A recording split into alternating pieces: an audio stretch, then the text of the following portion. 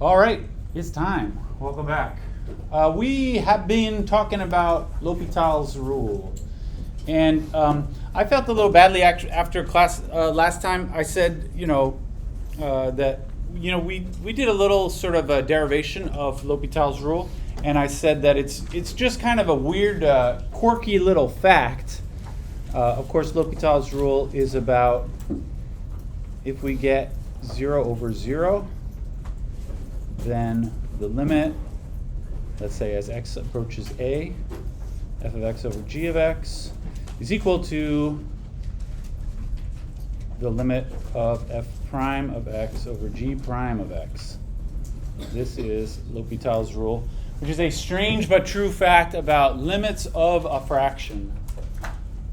And I gave some kind of justification of this using the definition of the derivative, which seemed, as I was looking out, seemed a little uninspiring to some people, I think.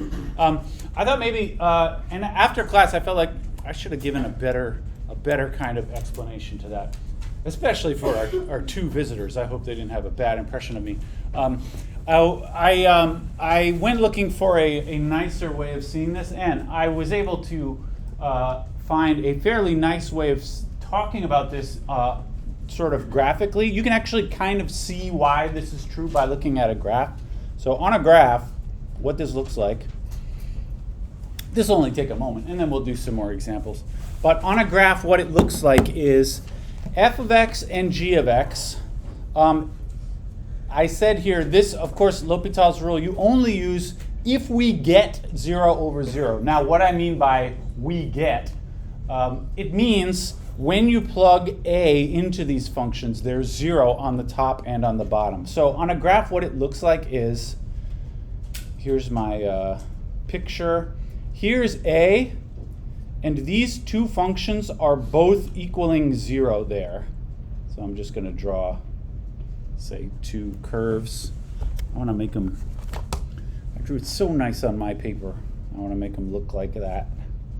Something like that, maybe. There's two curves. Say this is the f, this is the g down here. All right. I actually kind of like, would you mind if I draw the g again? Sorry, I know it's hard for you to erase. Let's make it go like that. It's just going to look nicer in the next part. So they both go through this point A. That's because I said we get 0 over 0. What that means is when you plug a into this function, f of a equals 0, and g of a also equals 0. That's why they both go through this point A. All right? And now, what I'm trying to look at is this fraction, f of x over g of x. So it's not really these lines that you should be thinking about. What you should be thinking about is this ratio here, right? This ratio. The f divided by the g. And this ratio when you consider points very close to a. All right? It's the ratio f divided by g, the heights of those two graphs. Okay? But I will draw another picture that hopefully will convince you this ratio is actually the same as the ratio of the slopes. If we remember, this statement of L'Hopital's rule is only about lim x goes to a on both sides. So really, you only have to, if you're trying to justify this, you only have to discuss the situation when you are very close to this point A. So I'm going to do a little extreme zoom in just around A, right? Now, when you zoom into these graphs, this is like a basic idea that calculus is based on. This graph, say this f, is not a straight line, but when you zoom in really close, it looks like a straight line, and the slope of it equals the derivative. That's the whole point of doing the derivative at all. So when I zoom in, extreme zoom in, the f now looks like a straight line. And the g also looks like a straight line. I'm going to try to match up the f and the g to be consistent with my previous picture, all right? The f and the g both look like straight lines, and their slopes are equal to the derivative, f prime of a or g prime of a. Those are the slopes of these lines, right? And would you believe me? So again, we're talking about this ratio, this divided by that. Those ratios, though, because they're straight lines, this ratio, this is easy to work out the geometry of this. This ratio just straight up is the ratio of the slopes of these two lines.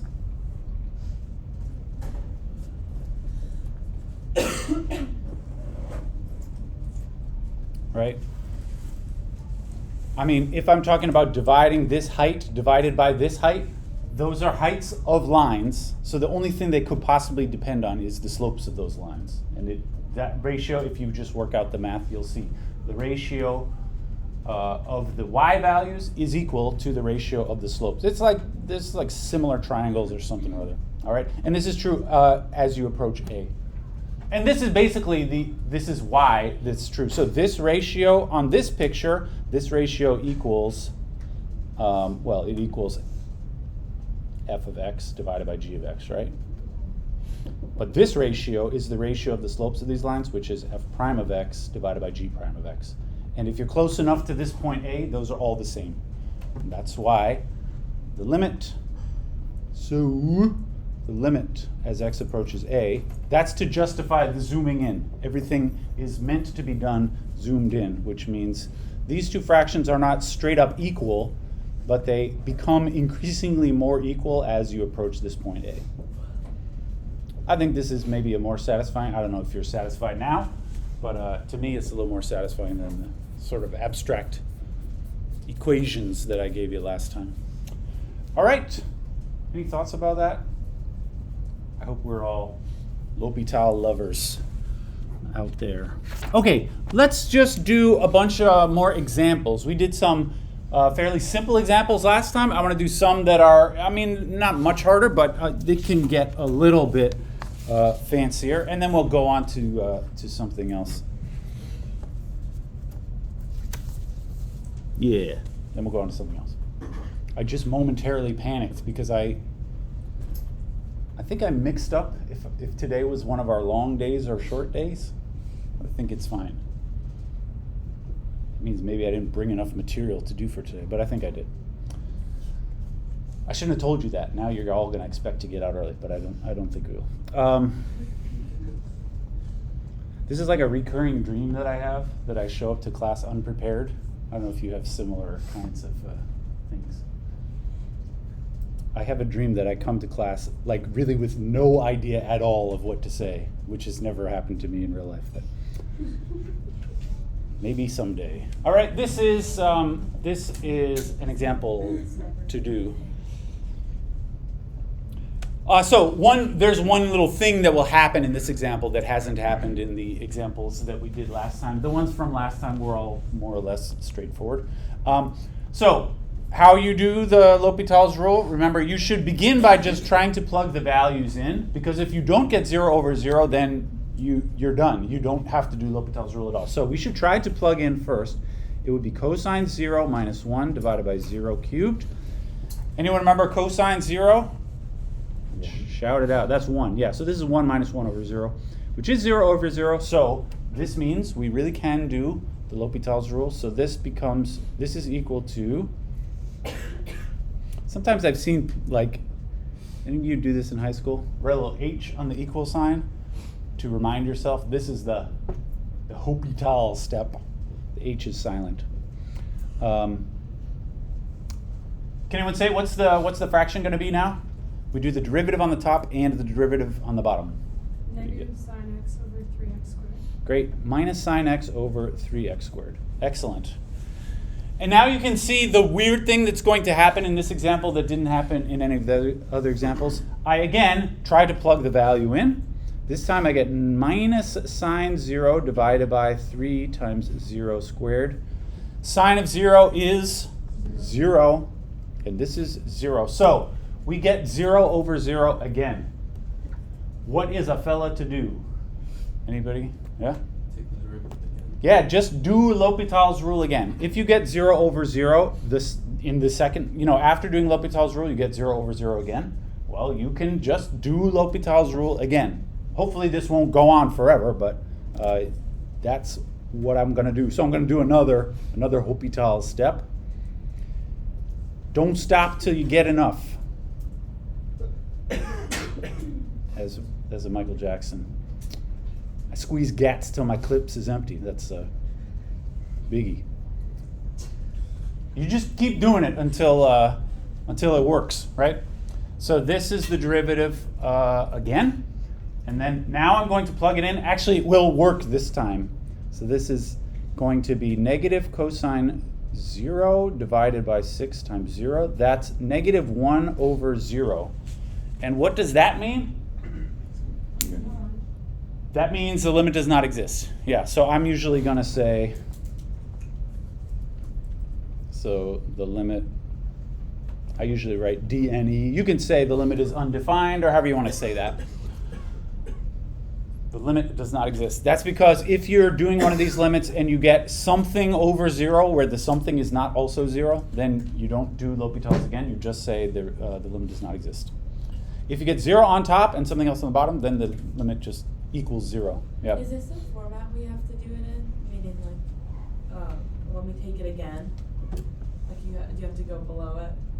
No, I don't really care about that. Okay. Exactly how you write it, that can be up to you. Yeah. You may notice I'm using a mixture of like arrows and equal signs. This is because these two things are not actually equal, because this thing isn't even sensible. This thing is 0 over 0, which is not equal to that.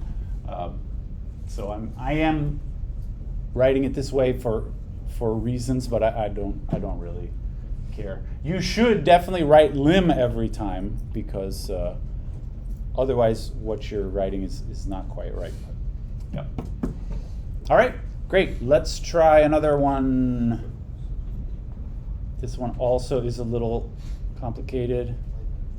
How about limit as x goes to 0, tan x minus x over x cubed? All right. We should, as before, start by plugging the value in. We get tan 0 minus 0 over 0 cubed.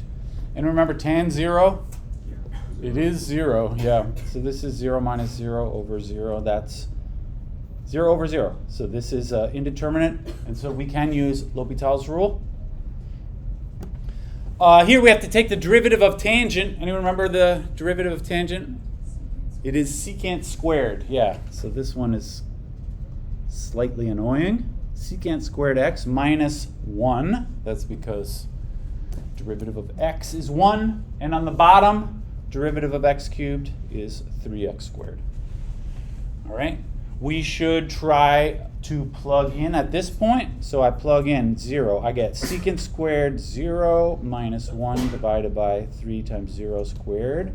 And what is secant of 0?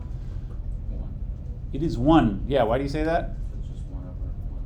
Right. Remember secant, I hope you all remember secant is 1 over cosine. So this is the same as 1 over cosine 0, squared, I guess, minus 1 over 0. But the cosine of 0 is 1, so this is 1 minus 1 over 0. So it's 0 over 0. So again, I get 0 over 0, which means we have to do the L'Hopital again, which is a little nasty this time because of the secant squared. So remember, oh, I forgot to write the lim. Sorry, I just said you have to write the lim every time. Yes, you should write the lim every time. I probably wouldn't screw you on the quiz because you forgot to write the lim, but it is technically correct to write it this way. All right, what about the derivative of secant squared? So this, I don't think anybody should have a formula for that memorized, but of course, secant squared looks like secant x, the whole thing squared. That's what secant squared of x means. And so when I do the derivative of that, it's going to be 2 secant x to the 1. That's the derivative of this, secant x squared. I move the 2 to the front, decrease the power by 1. And then, because of the chain rule, we must multiply times the derivative of secant. Does anyone happen to remember the, this I would not expect you all to remember. Yeah, this is equal to secant x tan x. So this you might see in a box somewhere. That's what it is. I don't expect you all to know that, but I would expect, on a homework or something, you should go look that up somewhere. So this says 2 secant x to the 1 times the derivative of secant, which is that stuff. So it's secant x tan x. All right. That's the derivative of secant squared. And then minus 1 from before. Remember, this is only that derivative. Then I take derivative here. This goes away because the derivative of 1 is 0. And then on the bottom, take the derivative. I get 6x. All right. All right. We getting anywhere here? Maybe. What should we do next? We should, again, try to plug the value in. Trying to plug in 0, we get, so plugging in 0 here, 2 times secant 0 times secant 0 times tan 0 divided by 6 times 0. Secant 0, remember secant is 1 over cosine, and so secant of 0 is 1 over cosine 0, which is 1. So this up top is 2 times 1 times 1 times 0. Tan 0 is 0 over 0. And once again, we get 0 over 0. This is like a nightmare scenario. And at this point, you might wonder, is this just going to go on forever? It's not, though, because you can see the denominator here. Each time you do this, the denominator is getting sort of smaller in powers. And in fact, the next time you do the derivative, you're just going to get 6. So it's definitely not going to be 0 over 0 one more time. So let's just do it one more time, and this should be the end of it.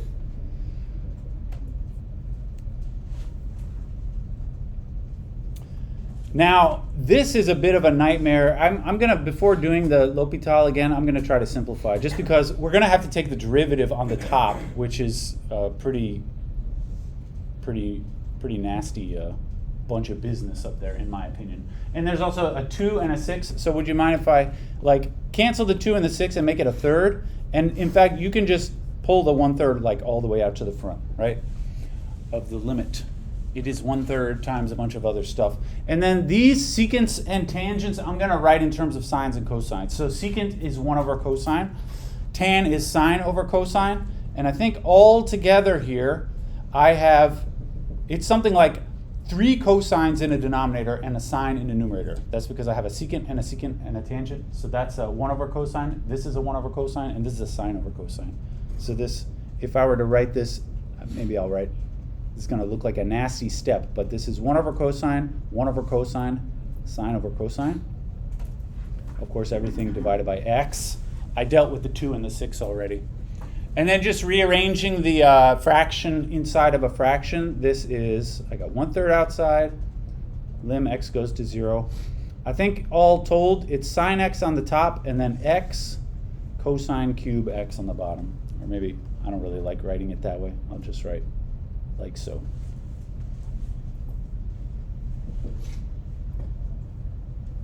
Right? And now I'm going to do one last time the L'Hopital's rule. All right? Let's do it. So 1/3 out front, and then I'm doing, all right, it's still going to say lim because I'm doing the L'Hopital's rule in this step. Sine on top becomes cosine. And on the bottom, we have to do the product rule and the chain rule. So when I do the product rule, it's, there are 2 parts of the product are the x and then the cosine x cubed. So I go, the first thing times the derivative of the second thing will be 3 cosine x squared times the derivative of the inside is negative sine x. That was the first half of the product rule. The first thing, x times the derivative of the second thing. And then I go plus the second part times the derivative of the first part. Sorry, I'm running out of space here. I'm going to back it up. Plus the second part, cosine x cubed times the derivative of the first part, which is 1. And hopefully when I plug in here, we're not going to get 0 over 0. Actually, I can tell it's going to be 1 on top, right? So whatever happens, we will have a legitimate answer after this step because it's going to be a 1 on the top. Let's see, 1/3, and then it is cosine 0 on the top, which is 1, and on the bottom, 0 times 3 cosine 0 squared times negative sine 0 plus cosine 0 cubed times 1. So up top is a 1. And on the bottom, this is 0 times whatever. So all of that first part is 0. And then here, 1 times 1. I think this is just 1 over 1. And so my final answer is 1/3. This is about as involved as these kinds of problems can get. Here I had to do the L'Hopital 3 times with some fairly nasty simplifying in between, but that's sometimes what it takes. Any questions about that one? This is the worst case scenario kind of L'Hopital's rule problem. All right, great. I had some for you to try, but actually first I want to do 2 more kind of variations, more or less simple variations, discussing other types of indeterminate forms.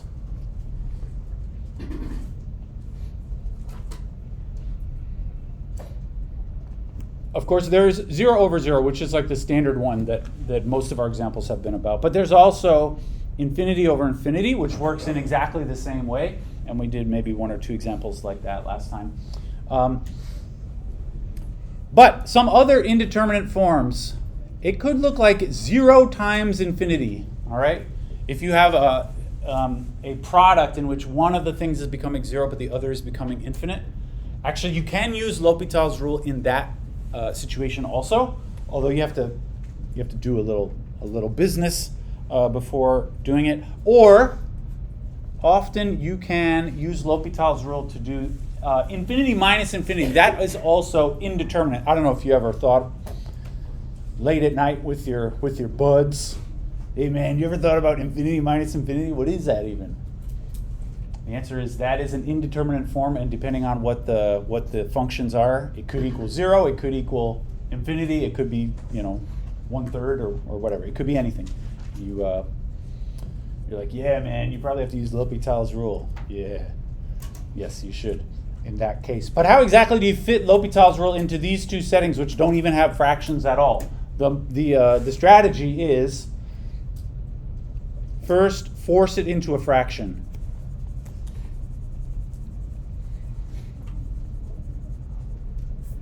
In the case of the 0 times infinity, you can pretty easily make those into fractions by just changing one of them into its reciprocal or something. So instead of writing it as a multiplication, you write it as divided by the reciprocal. That's the same as a multiplication. And then you can use L'Hopital's rule. And the infinity minus infinity, you can also just rearrange stuff to force it to look like a fraction. So first force it into a fraction, and then do the usual L'Hopital's rule.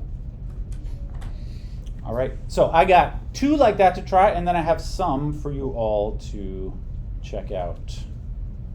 So let's try lim x goes to 0, x times natural log absolute value x. So this is one which looks like a product.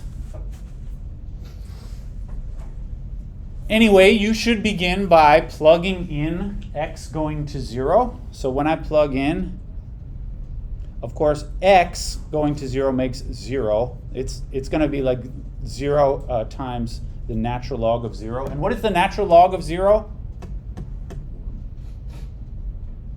It is not 1. The natural log of 1 is 0. The natural log of 0, if you recall the graph of ln, it looks like this. It is minus infinity. It's not anything, but if you want to talk about in terms of the limits, this approaches 0 times minus infinity. And this is your signal that you should use L'Hopital's rule when you get one of these kind of indeterminate things. 0 times infinity. This is one of those other types, right? So I'm going to use L'Hopital's rule, and my strategy is to force this to look like a fraction by, instead of multiplication, I'm going to write it as division by the reciprocal. And you could do this either way around, but in this case, I think it's simpler to write it this way. Right? Those are the same. Ordinarily, you wouldn't want to make it more complicated like that, but L'Hopital's rule is only meant for applying to fractions. So turn the multiplication into a division by the reciprocal. And then we can, now let's just to notice, now when I plug in, it's ln 0 over 1 over 0, which is minus infinity over infinity. So this is a more traditional infinity over infinity L'Hopital's rule type indeterminate form. So I can use L'Hopital's rule, and I get ln x. What's the derivative of that? Yeah, that's 1 over x. 1 over x up top. And then how do we handle 1 over x on the bottom? This 1 over x, of course, equals x to the minus 1. So when you take the derivative of that, you get negative x to the minus 2. All right. And I would suggest simplify this as much as you can first, and then maybe do the L'Hopital's again if you have to. But how I would simplify this would be, so maybe you could write it this way. But this is just powers of x being divided. You should be able to, that's just a single, isn't this equal x to something, right? With a minus sign, I suppose. What should the exponent be here? 1. Yeah, I think actually it's just x. In this situation, you should subtract the exponents. So it should be x to the power negative 1 minus negative 2, which is negative 1 plus 2, which is 1. Yeah, great. All right, and so what's the answer? Now you can just do this limit, right? No L'Hopital needed. We didn't have to do it again. This is just 0. Because you can just plug it in and get it. All right, great. Let's do one more, and then I have some for you all. How about, so that was an example of a 0 times infinity type. Let's try one of the the infinity minus infinity type. Those ones sometimes are a little harder to make it into a fraction, but let's try lim x goes to, how about just get real fancy here. Lim x goes to pi over 2 from the left. Hope you remember what that means. That little minus sign there is not a typo. That means limit as x approaches pi over 2 from the left of tan x minus secant x.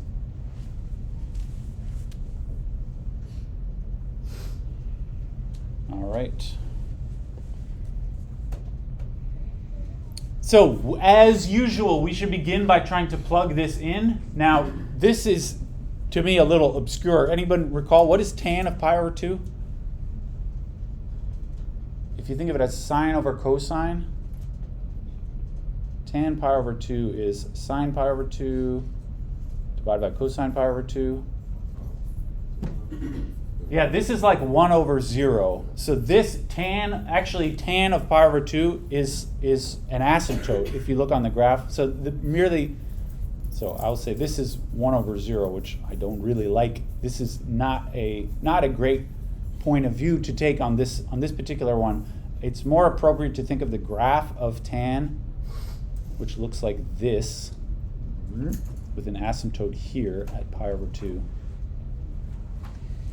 And that's why this from the left matters in this example. If you approach pi over 2 from the left, this goes up to positive infinity. Whereas if you approach it from the right, the rest of the function does this again. So if you're approaching from the right, it actually goes down to negative infinity. But from the left, it goes up to positive infinity. But anyway, so tan x, this becomes positive infinity.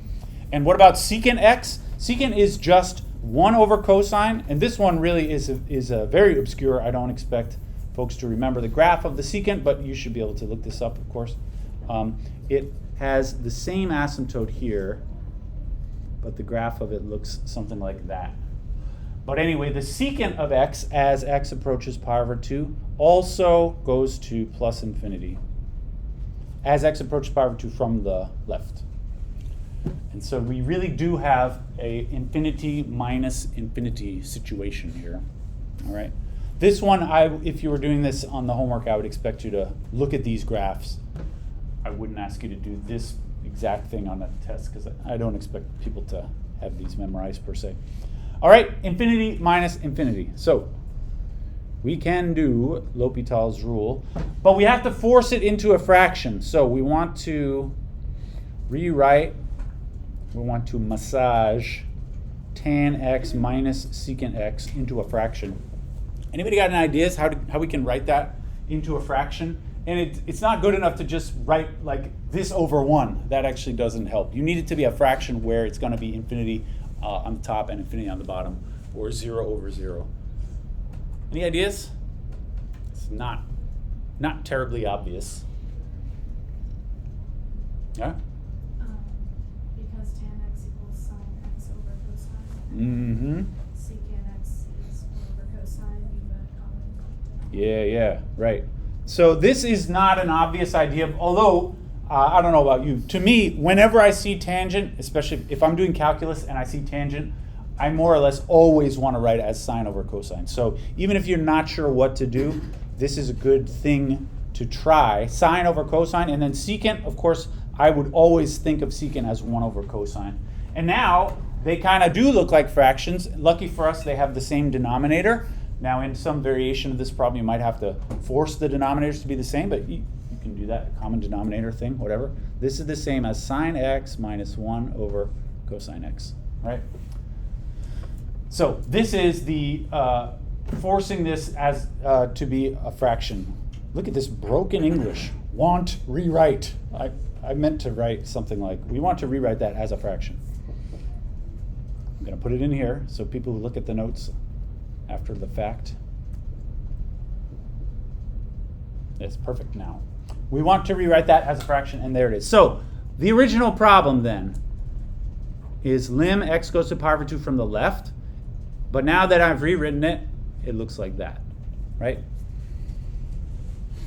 And actually, in this format, I don't think it matters the from the left or from the right, because these sines and cosines don't have asymptotes in them, so that left versus right is no longer relevant, but I mean, I might as well write it in there. Anyway, when you plug in here, you got sine pi over 2 minus 1 over cosine pi over 2. This is 1 minus 1 over 0, 0 over 0. So we can do the L'Hopital's rule, and hopefully this will work out great. What do we got? Take the derivatives, and these are not really hard derivatives. The hard part here is just getting the setup properly. So up top, I get cosine x, and on the bottom, minus sine x. All right. And now when we plug it in, it's going to be cosine pi over 2 over negative sine pi over 2. And I think none of those are 0, right? Cosine of pi over 2. Oh no, that is 0, but it's on top, so it's fine.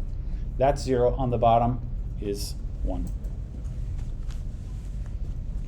And so my final answer is 0. There you go. All right. Any thoughts about that? Oh, I now see on my paper I had one more. Maybe I'll just add that into the ones for you all to try. All right. Great. Let's try. So I have several for you to try. Some are simple. Some are more interesting. You did some simple ones last time. How about x squared minus 4 over x minus 2?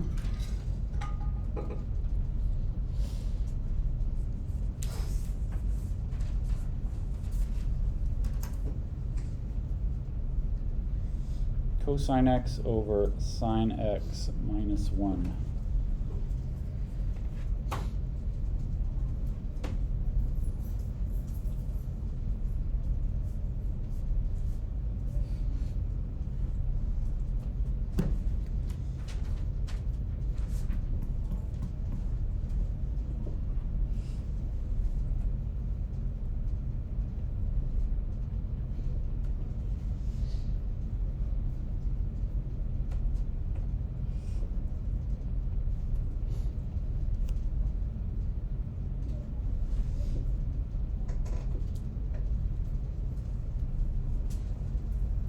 All right, that'll do.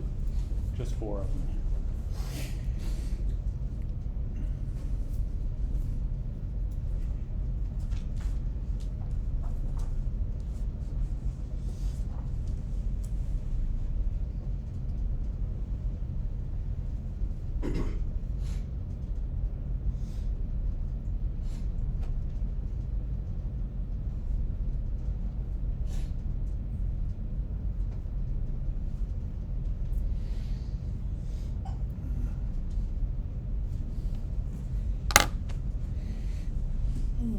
feel free to chat with your friends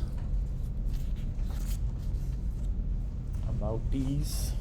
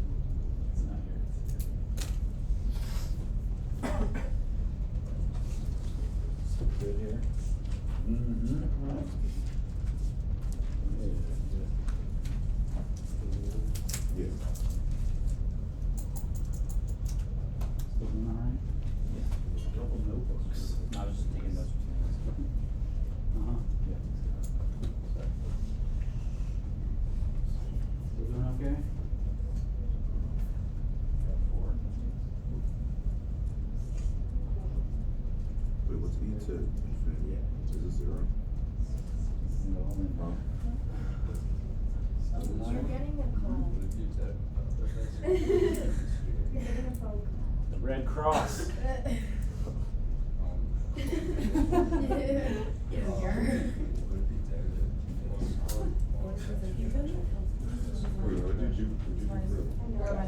Yeah.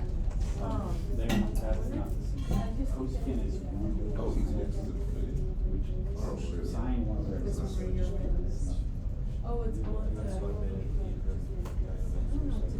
Oh, I guess I read it wrong. Yeah, this is. Now you can.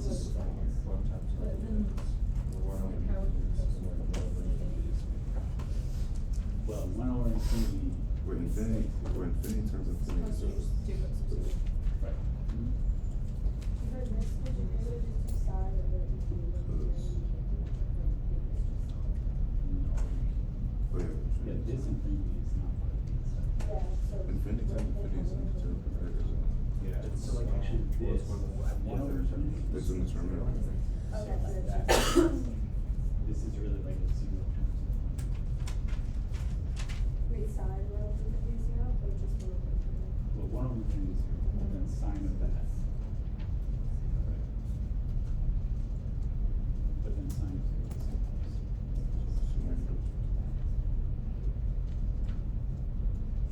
But you have to do this. So I got the derivative, so what do you do from here?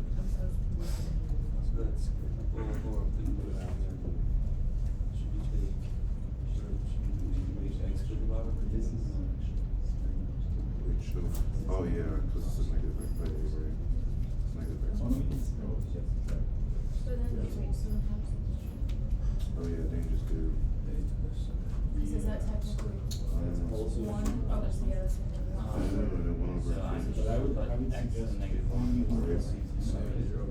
then it's zero or infinity over, and so it's zero over zero, right? So it's just one over infinity. somehow they. And then reduce, do the derivative, and then because it's changed, you end up getting this. Okay. And it just gets One over infinity is zero. This, you should stop here. Oh, really? It's not zero, it's like one divided by zero, we have zero in the bottom, then the limit does not exist. Oh.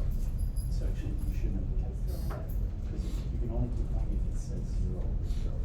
Okay. So it's not like, then this is not zero,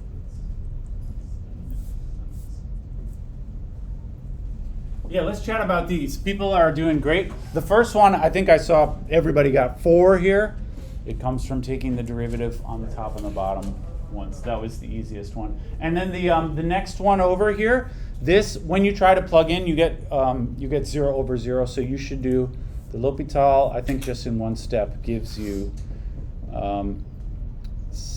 negative sine x divided by cosine x. And then when I plug in, minus sine pi over 2 over cosine pi over 2. And this is minus 1 over 0, and so the limit does not exist.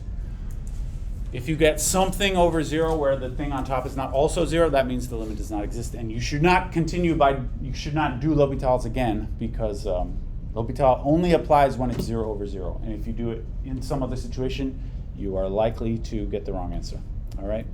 What about x times sine of 1 over x? I don't know if anybody, this is like, would you pardon me if I said this is one of my favorite graphs of a function. I don't know if any of you tried to graph this function as we were waiting. It's a very strange graph. X times sine of 1 over x. Actually, what I like even better is x times sine of 1 over x is kind of crazy looking. X times sine of x is also crazy looking, because it does, if you do x sine of x. I remember when I was in I think I was in high school, maybe like 9th grade, maybe in middle school, there was a kid who was sitting next to me in math class, and he's like during class, he's like, hey man, look at this. And he shows me his calculator, and he has a graph of this function on it. He's like, isn't that awesome? It's it looks like sine of x, which does this, right? But at the same time, these values are being multiplied by x, which means they increase, like these values are all between 0 and 1. But when you multiply by this, they now become values between x and negative x, which means it looks like, here's x and negative x like this, and this function does that. It sort of gets bigger as it goes off each direction. It's kind of cute. That guy in my high school math class really loved that. X times sine of 1 over x is even weirder than that, because sine of 1 over x, as you approach 0, the inside of this goes to infinity, which means these oscillations, as you approach 0, in just sine of x, it just does the ordinary oscillation with period, 2 pi. But sine of 1 over x, as you approach 0, the thing you're plugging in goes to infinity, and the effect of that is the curve, the period actually accelerates, so it gets super duper wiggly as it approaches the origin. And then it gets less and less wiggly as it goes out here. That's sine of x times sine of 1 over x. Anyway, you don't have to know any of that to work the limit out. Your first concern should be making this into a fraction. But let me just say, first of all, if you try to plug the value in, you get infinity here times sine of 1 over infinity, which is 0. So this is like infinity times sine of 0, which of course is infinity times 0. So that's why it is an indeterminate form you need to use the L'Hopital's rule for. Can anyone tell me, how did you make this into a fraction? Yeah? I did sine of 1 over x over 1 over x. Great. Yeah, this is the most sensible way to do it. You could do it the other way around, x over 1 over sine of 1 over x, but as I was walking around, nobody tried that. That's more complicated looking, in my opinion. So it's, to me, better to do it this way. Okay, and then we do what we do, right? We take the derivative on the top, which makes cosine 1 over x, and then by the chain rule I have to multiply times the derivative of 1 over x, which is minus x to the minus 2. Divided by, on the bottom, the derivative of 1 over x is also minus x to the minus 2. And now hopefully you realize that you can cancel these guys. You should always, in between your L'Hopital steps, you should try to simplify as much as you can, just to make it easier going forward. And now you can just straight up do this limit. As x goes to infinity, cosine 1 over x looks like cosine of 1 over infinity, and that's cosine of 0, which equals 1. So I hope that's what you got. Any questions about that? It is 1. All right, great. And then what about this last one? X e to the minus x. Can anyone tell me your strategy for that? Yeah? I mean, you have to see, you plug in first, I mean, that equals infinity times infinity. Yes. Or is it infinity times 0? When I plug in here, I get infinity times e to the minus infinity. I think e to the minus infinity is like 0, right? It's like 1 over e to the 0. Infinity times 0. So this, so we should go back and rewrite it. How did you rewrite it? Oh, I wrote it as That's what you. over e dx. X over e to the x. Yeah, I think that's the simplest way to write this as a fraction, right? You could also do e to the minus x over x to the minus 1 if you like, and that I think will not work, but this way will work. This, when you try to plug in, you get infinity over infinity, and so you can do the L'Hopital's rule, and we get, this is the L'Hopital step, 1 over e to the x, and then this becomes 1 over 0, which is, the limit does not exist. All right. Is that right? Isn't e to infinity? No, yeah, that's, sorry. Infinity down here, and the answer is 0. I already knew that was. E, yes, e to the x, as x goes to infinity, becomes infinity in the bottom. All right, great. This is all I wanted to say about L'Hopital's rule. We've done sort of easy ones up to hard ones, and you will have some more practice with those for the homeworks. And we still have, this is when class would be over if it was our short day, but it's not. We have plenty more time. Let's go on to the next section then. The next thing, and this may be something that you're familiar with. I think some people do this in high school. This is another trick for the integral. So far we've been a little short on integral tricks. Really all we have as far as tricks goes is the u substitution for doing an integral. This is our second trick, and it's called integration by parts. Integration by parts. The u substitution is based on the chain rule. The integration by parts is based on the product rule. And in my opinion, the integration by parts is a little little more down to earth. I don't know. It comes from the product rule in a very straightforward way.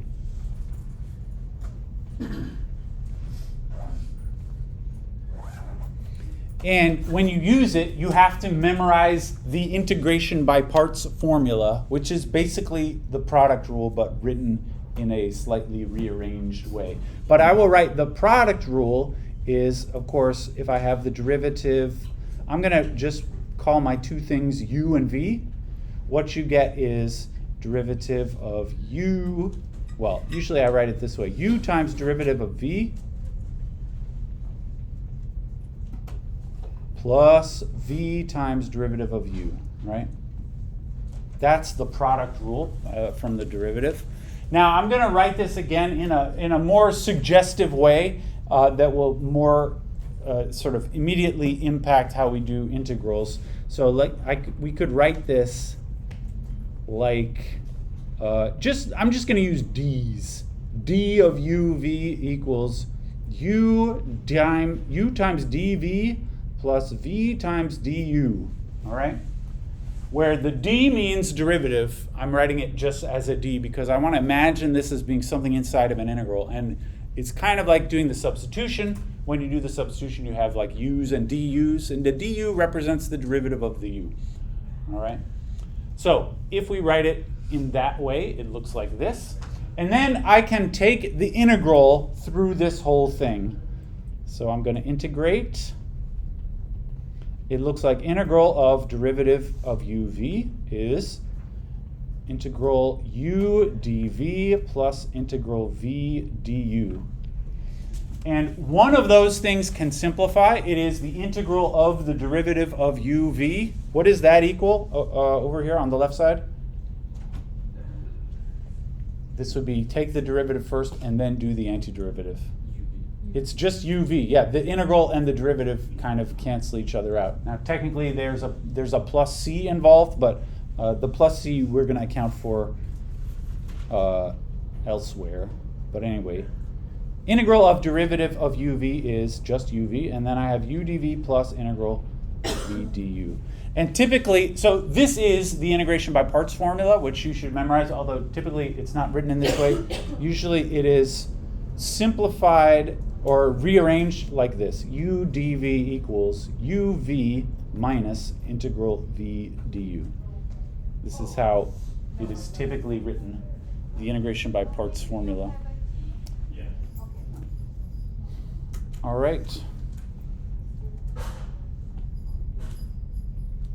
So, yes?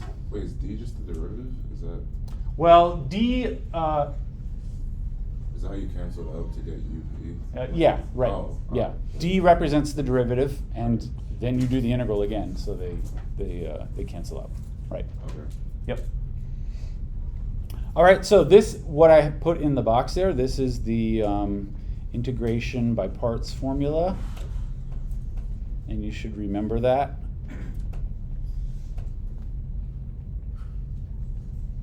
And you do this, like in practice, when you use this formula, it feels kind of like you're doing a u substitution in the sense that I'll say to use it, you look at your thing inside the integral.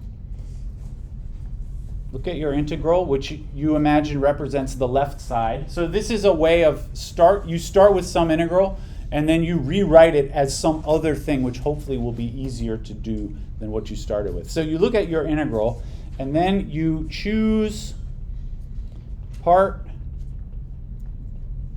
to be u, and the other part to be dv, because that's what I see on the left side is u times dv.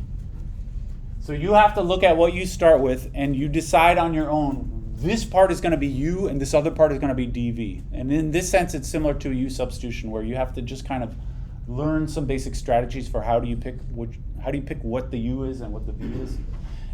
But anyway, once you do that, then you plug into the formula. Now the formula, you start with an integral, the formula results in another integral, but hopefully the idea is that this other integral ends up being easier to do than what you started with. And then you can do this integral by just without any further tricks, all right? Let's just try an easy example, and then we will talk some more about, we do need to talk about like strategies for how to pick the u and how to pick the dv part. But so I'm going to write this again. Integral u dv equals uv minus integral v du. I hope that when you write things, your u doesn't look the same as your v's. That's why I always put the little tail on the u, the little foot. I don't know what you call that thing, but the little guy there, and it's not on the v. All right, this is my integration by parts formula. Let's try this, x e to the x. This is the classic example of integration by parts. This is like every baby's first integration by parts problem, is x times e to the x. So you have to learn some general strategies, which we'll talk about in a moment, but let's just for now take my word for it. In this particular example, I should choose u to be x and dv to be e to the x. I'm trying to make what I start with has to fit the format of u times dv. And the dv should always include the dx. So right there is u, and right there is dv, right? I chose x to be u, and I chose the dv to be e to the x dx. All right? Now, when I plug into the formula in the box, the formula also involves v and also involves du, which I didn't write down what those are yet. So now I can calculate by taking a derivative. What is du in this case? U is x. You do the derivative to find du. It's just 1. And of course, the du should always include dx as part of it. So that was a derivative to find du. From u to du, you take the derivative. From dv to v, I have to take the antiderivative. And so the antiderivative of e to the x, anyone remember? Is e to the x, yes. I hear them whispering it. So this, to go from there to there, is a derivative. To go from there to there is an antiderivative. And it looks like I didn't do anything, but that's just because the antiderivative of e to the x is e to the x. And the dx goes away, of course. When you do the antiderivative, the dx part goes away, always. All right, but anyway, now that we figured out all of that, there's sort of like 4 ingredients, the u, the dv, and also the du and the v. Now we can plug them all into the formula in the box. So now I use the formula, and it becomes integral u dv is what I started with. I get uv, I'll just write this, minus integral v du. And what is that? Well, according to all that stuff that I said, u is x, v is e to the x, minus integral v is e to the x, du is dx. This is just plugging everything in where it goes in the formula. All right, now we still have an integral to do, so we're not done yet at this point, but the hope is after you do this integration by parts formula, you end up with an integral that's easier than what you started with. And that definitely is the case here, because we already know the integral of e to the x is e to the x. And so the last step is to actually do the integral that we end up with, and you just get e to the x plus c. So I saved the plus c for the end. Technically, you may have put it in before, but it never matters. So you might as well just leave it till the end. All right. And this is the integration by parts formula. That was an easy one. Anybody got questions about that before we move on to fancier ones? You do have to remember the formula, which is a bit of a pain, although it comes from the product rule. All right. One thing, after doing a complicated integral like this, you can always check your answer. Anyone want to suggest how could I check the answer here? What I just did was the integral of this equals that. How can you check to make sure you did it right? Yeah. Yeah, you could take the derivative of this, and it should equal what you started with. So this is a nice little way to check it. I can take the derivative of the end, x e to the x minus e to the x, right? The plus c doesn't matter, it's going to go away. But the derivative of that, it would involve the product rule. If you're going to do one of these checks after doing integration by parts, it will always involve the product rule because That's where the integration by parts come from. But it would be the first thing times the derivative of the second thing plus the second thing, e to the x times the derivative of 1, which is 1, and then minus e to the x gives me a minus e to the x here. These guys cancel, and all that's left is x times e to the x, which is what I started with, right? This right here matches, what we originally did was the integral x e to the x. So I feel good about that answer. All right, let's try a couple more fancy ones. So general principles for choosing the u and the dv. Similar to the u substitution, there is not a real sort of hard rule about this, but there are general principles which usually work in most examples. And the general rule for choosing the u and the dv, like the reason that it worked, what I just did, the example I just did, the reason it worked well is because when I went from u to du, this x went away and became just a 1. And the existence of this x was what makes this integral hard in the first place, because of this multiplication here. But because I chose u to be x, changing u into du makes that x go away. And you can see in the formula here, you start with a u here, but inside this integral is a du. So the idea here is I want to choose u to be a part. This is said, that says part. All right. A part which gets easier when you do the derivative.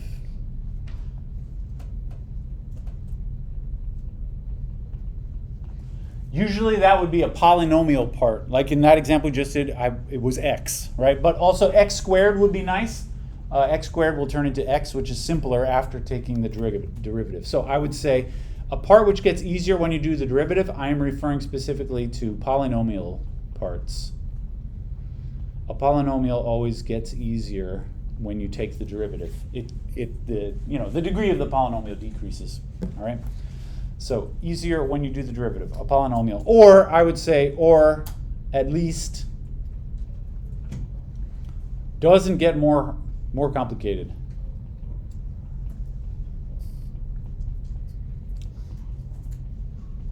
So I would say sine and cosine would be kind of another appropriate thing. I mean, sine and cosine do not get simpler when you take their derivatives, but at least they more or less stay the same. Like not exactly, but they don't get more complicated. Or e to the x also doesn't get more complicated when you take the derivative. Now in this example, I had x and e to the x, which kind of both fit this format, but I'm definitely going to choose x to be the u because it goes away when you take the derivative. All right. Choose u to be a part which gets easier when you do the derivative. And how do you choose the dv? Well, it's the rest of it. Or you could say choose dv to be a part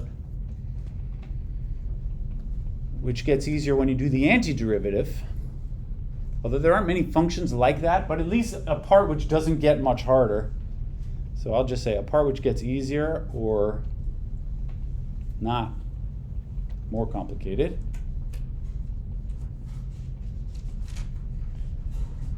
When we do the antiderivative. And for this, I would say sine and cosine or e to the x are good candidates for the dv. And this is why when I was confronted with x times e to the x, I said x should be the u, e to the x should be the dv. Because the u part, sorry, it's off the bottom. The u part is going to get easier when I do the derivative, and the e part is going to basically stay like it is when I do the antiderivative. All right? This is the basic sort of general strategy here. And maybe I'll just emphasize here that dv always should include dx. All right. As I'm looking at people, when students do this, often are a little sloppy with the d's, the dx. Even in a u substitution, sometimes people are a little unsure about the dx's, but the dv should always include the dx, and the du also will end up including the dx. Let's just try some more examples here. How about integral e to the x times 3x minus 2 dx? So I mean for this to be fairly suggestive based on the strategies that I just outlined. You have basically two pieces which are being multiplied together, the e to the x and then the 3x minus 2. Which one should I choose as the u? What do you think? He says 3x minus 2. Yeah, I would, if it's available, I would basically always choose a polynomial part to be the u. So I'm going to choose u equals 3x minus 2. And then dv has to be the rest of it, which is e to the x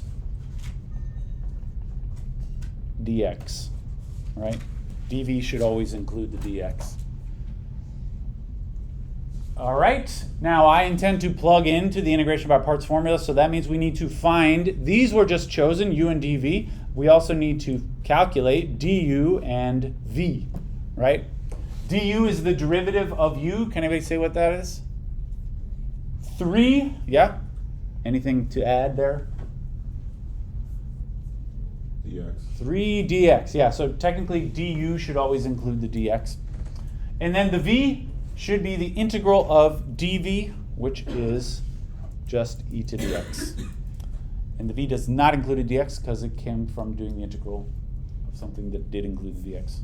All right, those are my 4 sort of bits and pieces, and then we plug them through the formula. So it is, maybe I'll just write this every time so that we all memorize the formula together. It is uv minus integral v du, which is, in this case, 3x minus 2, that's the u. V is e to the x minus integral v is e to the x. Du is 3 dx.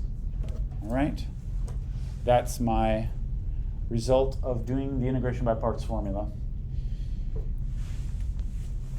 And now we're not done at this point. There's still an integral to be done, but hopefully the integral remaining is easy to do. I would say this one is easy to do. What do you think about the 3 in there? I mean, if it was just e to the x, then I would love that. What about the 3? Yeah, the 3 you can just factor all the way out of the integral. If you have a constant being multiplied on the inside, don't integrate this and make it into a 3x, but you can just factor it all the way out. So there is often just kind of, in this example, you could probably do this in your head, but there is often one extra little simplify step. Simplify the integral over there so that you can do it. But anyway, now we can just do that integral. 3x minus 2 e to the x minus 3 e to the x. Like that. That's how we do it. All right. I think I got one more, and then that'll do us for today. Let's try integral 3x cosine x dx.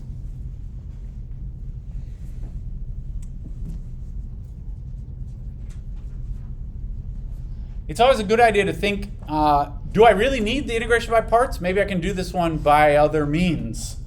Other means would be maybe u substitution, because that's the only other trick that we know. Or maybe you don't even need anything here. Anybody feel like, can I just do it? Can I just do like this is 3/2 x squared times sine of x, just plus c? Can't you do that? The answer is no, you can't do that. If you have things being multiplied inside of an integral, you cannot just do each antiderivative. Why not? The answer is because it's false. Like there's no reason why you should be able to do that. You just can't.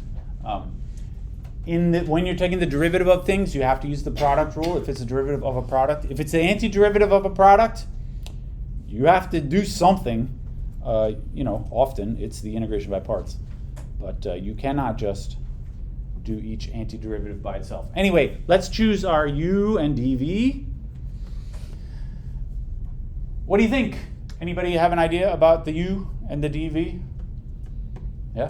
For u, 3x, and then for du, cosine. Yeah. x, yeah. The basic idea is if there's a polynomial piece, make that the u, and then whatever else, make that the dv.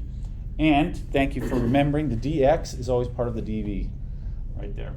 Great. Okay, that's the u and the dv. Now we find, based on those, we calculate du, that would be 3 dx. And v, that would be the integral of cosine x, which is sine of x. Yes. All right, excellent. Let's plug into the formula then. This is uv minus integral v du, which is 3x, that's the u. V is sine x, minus integral v sine x. Du is 3 dx. Right? And now, much like before, or the previous one, I'm going to factor the 3 out of that integral. Why is it always 3? It's just a coincidence, really. Minus 3 integral sine x dx. And then we can finally just do the integral of sine x. It is minus cosine. So this is 3x sine x minus 3 times negative cosine x plus c. Like that. That's it. All right, we got a few minutes. I think that'll do it for today, though. We'll do some more examples with this next time. Let me know if you got homework questions.